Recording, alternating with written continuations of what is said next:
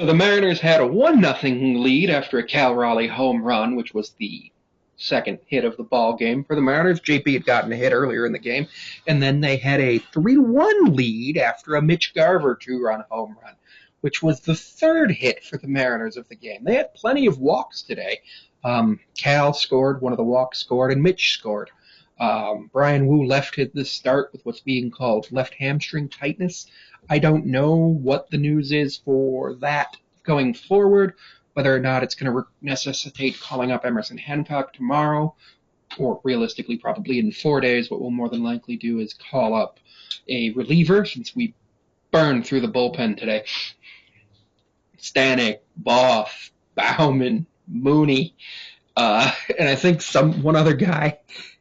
Stanek, Boff, Bauman, Moody, and Sauce all went in today. And Sauce came in. First thing he did was throw a wild pickoff attempt that just ended up in the outfield. And the guy got all the way from first to third. It was bad. It was bad. And then the second thing he did was he threw a wild pitch that ended up hitting the backstop and scoring that guy. Now, the Rays had 4 runs on 11 hits.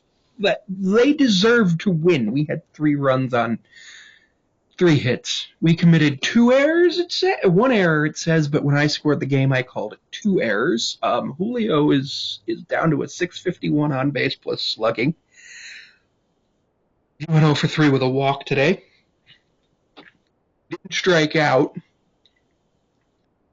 Came back, made a video earlier about that, about 2 minutes long, talking about the moves that they made, and I thought he was going to be okay because he was batting 300 in his rehab start.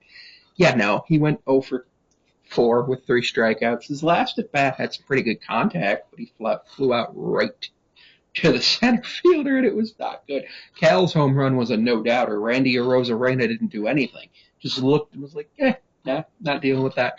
Garver's home run was pretty much a no-doubter as well. He went 1 for 4 with 2 RBIs and struck out twice. Josh Rojas didn't strike out, walked once. JP walked twice, struck out twice, and had a hit. So 3 times on base to 2 strikeouts. I'm okay with that. But he's batting under 210 now, batting 209 as the leadoff hitter. It's not good.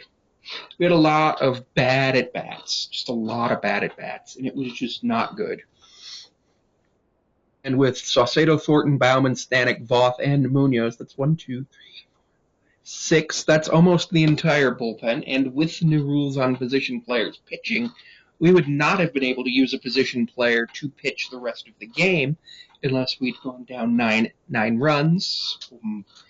And so what we would have had to do is put in a starter, most likely the starter from 2 days ago. So probably Logan, because Bryce had his blow up yesterday. Wu, some solid. He was solid. Only gave up the 1 hit, or 5 hits, but didn't walk anybody. Struck out 3. Only gave up 1 run, but it was a bequeathed runner that scored on Sauce. Sauce only went third of an inning, gave up 2 hits in that dumb run. The bequeathed runner is not good. It was not good at all. The game took 3 hours today. It was rather long, but it was an all right game.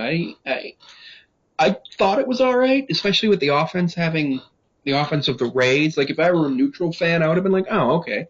One team's really good at playing defense, and the other team is just playing very well and doing good things right now. And being a Mariners fan, I know that it was the Mariners' defense and pitching was holding runs from scoring, while our offense was just striking out. 7 walks to 14 strikeouts versus 2 walks to 11 strikeouts. We struck them out 11 times, which is actually pretty impressive considering things. They had the same number of hits as strikeouts. We had 11 more strikeouts than hits. You don't usually win when you do that. We went 0 for 3 with runners in scoring position. They went 2 for 8. We left 7 on all of our walks essentially. I mean, one of them came around to score, but still. And 2 for 8 for them. They left 10 on base. Carver had we did not have any 2-out RBI, but they did, which was Diaz and Roadvert. The ground rule double saved us from going down more because on a ground rule double you can't take more than 2 bases. Everybody moves up 2 bases, so a guy on first goes to third, a guy on second goes to third, a guy on third, or a guy on second goes home, a guy on third goes home. Hell's 13 homers is exactly the same number of home runs as Julio has extra base hits, which is not good. Julio's supposed to be slugging. Julio looked good in the outfield today. He had okay at bats. He walked. He didn't get a hit today, but he walked. He 1 out of 4 times on base. I'm okay with that. It's just the Mariners need to figure something out. We always have issues with East Coast team games, but it's just been so bad over the last few weeks, and I don't like it. I don't know what's going to happen with the Mariners here, but we'll see if they can go forward because it's at the point where the Mariners are going to need to make moves. The Mariners need to make moves, DFA some people, sign some people, bring some people up from AAA. I would have enjoyed Tyler Lochner staying up to stay in the rotation with maybe putting Ty France at DH a couple of times and Locklear over at first base on days when like Mitch Garver is the backup catcher. Mitch Garver being the backup catcher means theoretically you don't need to care about his offense as much, but since he's also the full-time designated hitter, you kind of do. It's a thing. And he's basically a full-time DH batting under 200.